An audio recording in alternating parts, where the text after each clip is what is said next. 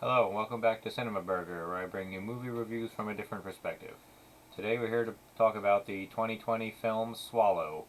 It's about a bored and ignored housewife hunter played by Haley Bennett, where she develops an odd fixation for swallowing increasingly dangerous objects. Now, Hunter is kind of like a trophy wife, I would say. She doesn't work. Her husband does something with finance. He's like head of some company that his father gave him. Now he loves her and treats her well, but he kind of says little demeaning things, or it's like kind of like brushes her off. And Hunter gets this book about like being empowered, and she somehow gets the idea to like swallow like objects. Like she swallows a marble, and then she like poops it out later and puts it on her shelf. Now Hunter's husband and his parents, are a little controlling of her. They're trying to get her to do what they want. Like, they say, oh, you look nice with this kind of hair, you should keep this kind of hair. And it turns out also that she's pregnant with his child, and at first, her reaction is very, like, upsetting, kind of, but then when she finds out, she tells the husband, and they act happy and celebrate. But it's kind of a bittersweet celebration. Now, as she's at home, she's picking out like decorations for the house. It's a very big house up in like the mountains. And she looks at a pin, she puts it in her mouth, spits it out again, but then she actually swallows it. And she sees blood in the toilet later on. She excretes that too, puts it on her shelf next to the marble. Now she's been swallowing different objects and she keeps them on a shelf to, I guess, commemorate it. Now, Haley Bennett's performance is incredible. The scenes with her are amazing. She's acts as she's being very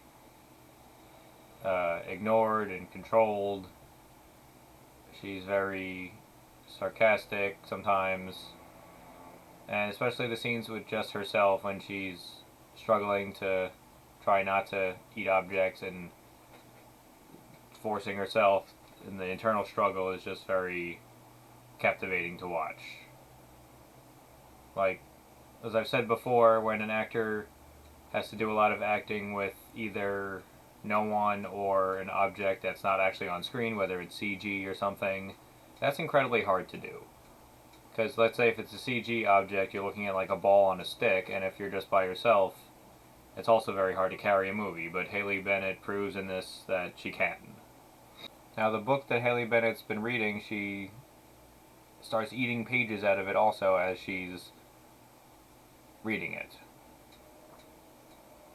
Now, she's eaten a battery at one point, and when they're doing an ultrasound for the baby, they push on her stomach and something hurts, and then they pump her stomach and they find some of the objects. So now the husband and his parents know about her eating fixation. They try to get her to stop it. They say she's crazy. But it is an actual, like, sickness that she has. Like, she can't help herself. And they reveal later that it's due to some sort of trauma. Now, the trailer of this movie just shows this housewife eating stuff, but in the movie, they reveal more and more about Hunter's past. She was a product of rape. A guy raped her mother, and eventually she had Hunter. And she ends up going to see a therapist that the husband and stuff forced her to see. And in therapy, she brings up something about her mother. This is when we find out that she was a victim of rape. Now, Hunter hides objects in the bathroom to swallow later on, and that she feels in control when she's swallowing these objects, because she really has no choices in life. Like, her husband and the parents make all their decisions that affect her life. So the book talks about taking control that she's reading, and swallowing things gives her a sense of control that she's never had before. Now, we also find out that Richie, who is the husband, has the therapist tell him everything that they talk about, which is a violation of doctor-patient confidentiality, and Hunter overhears this and she gets really upset. Now, as Hunter gets worse, she's in denial about her having a fixation about swallowing things. She's swallowed a battery, a mini screwdriver. It's getting a lot worse. And they have to pump her stomach many times. She almost dies. And Richie is getting more abrasive too, and like, I can't deal with this, things like that. Makes everything about him. Now, Richie hires an aide to watch Hunter all day to make sure that she doesn't swallow anything because he works all day. Now, he's a little creepy, the aide, but he's there to just make sure she doesn't do anything. And at one point, it gets to the point where the aide helps Hunter escape because he feels bad for Hunter as well. She sees how Richie acts around Hunter and stuff. Now, when Richie said he's getting an aide, you think it's like a caretaker or something, but it's like this big buff guy, kind of. And he seems very intimidating at first, but as it goes on, he has a lot more heart than Richie or the rest of the family toward Hunter, which is also unexpected. Now, Hunter has some phone calls with her mother, and her mother is also doesn't like care about Hunter as much. Hunter talks about going to spend time with the mother, but the mother says, "Oh, your sisters are here," so she's pushed aside by her mother as well, I mean. Now, she starts to track down the man who raped her mother, because she has a picture of him that she keeps. Now, she finds out where he lives and goes to confront him, and you think the movie is going to go one way with this situation as well, but then it goes a different way. And his name is Irwin. Now, he has a family and a daughter. Now, Hunter goes to the house and there's a birthday party for the daughter, and he confronts Irwin, and she lies and says that her mother and him were friends, whatever, but she says, like, why'd you do it and whatever, and he says, like, it was a terrible thing to do, I regret it, but I don't regret that you were born or something. So Hunter gets more compassion from the man who raped her mother than anyone else in her family. Not from her mother, not from her husband or his parents, but basically from a rapist and the aide that Richie hires to watch her. Now, at this point, after Hunter confronts the father, and that the father is ashamed of what he did, but he says that she's not a bad thing.